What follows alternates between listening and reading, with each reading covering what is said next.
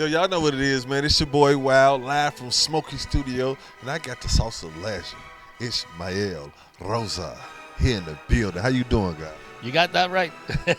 I'm doing all right. How you all doing? I'm good, man. Now, it's been a while since we had you up here, man. But just in case people don't know a little bit of your story, could you give us a little bit of your background and what's going on with you? Sure thing. Well, I was the top salsa ranking in the city of Chicago from the 70s, early 70s through the 90s, early 90s. And I got caught up in a conspiracy, drug conspiracy, and ended up getting a life sentence without the possibility of parole for the reasons that I still don't really understand. And thank goodness my family didn't give up, and I ended up getting a pardon from President Obama, and here I am. Okay, well, shout out President Obama, man. Chicago's home. So now you're from Chicago? Yes, I am. Yes, I am. I was born in Puerto Rico and raised here. Okay. So now, since the pardon, what's been going on with you?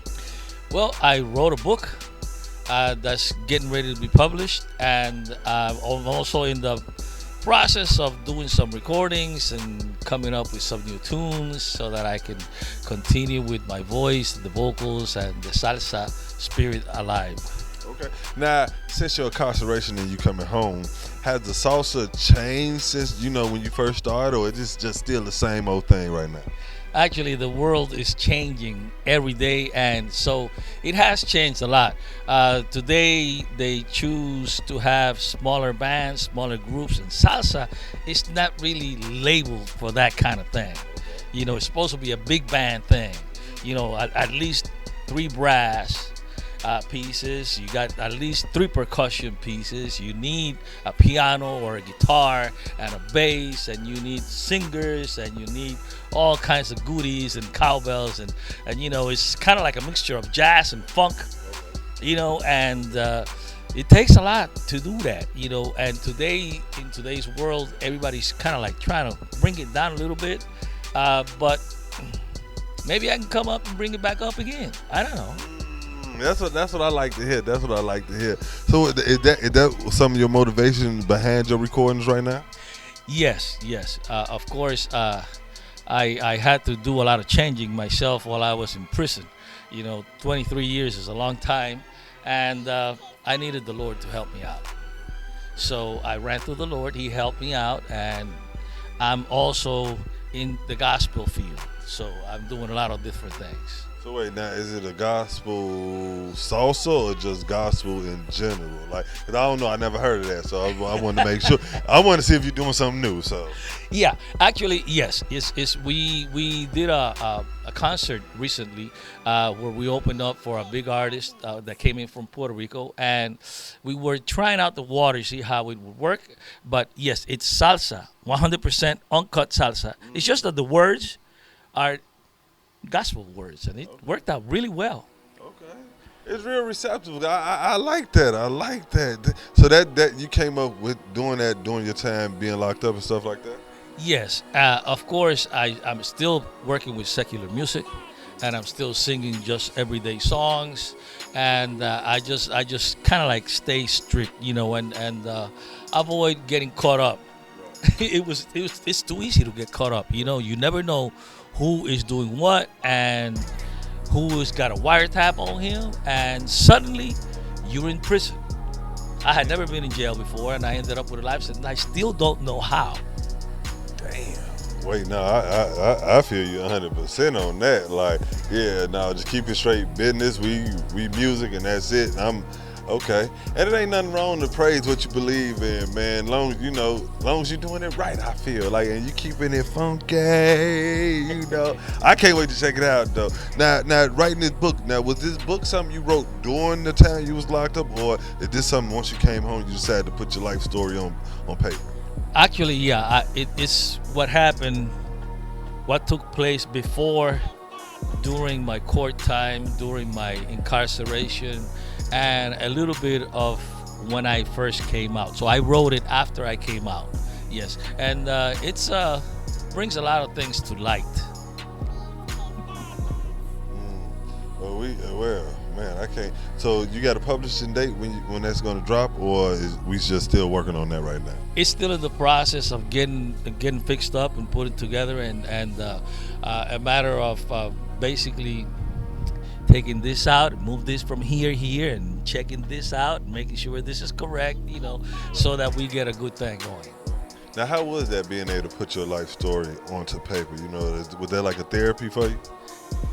Yes, yes. Actually, it's hard because even now, after 3 years of being free, I was freed in March 30th, 2016, and it was cool because I also a barber, and I was at the barber shop, and they escort me to the warden's office, and then they tell me, you got a legal phone call, and it was the president.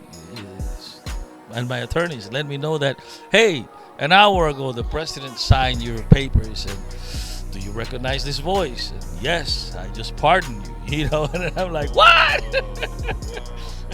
So after that, they escort you back to your cell, or do you just walk straight up out of there? Like, I don't want nothing. Y'all can have I'm gone. Like, cause that's a feeling. Like, yeah, it's. I wish it had been like that, but they didn't even let me get back. It was cool because I was no longer a prisoner, so I couldn't be among the prisoners. right. So they put you in the hole. You wait for the family to pick you up, and you just kind of say bye as you come out of the office from one to the other, and that's it. But it's a great feeling, Yeah.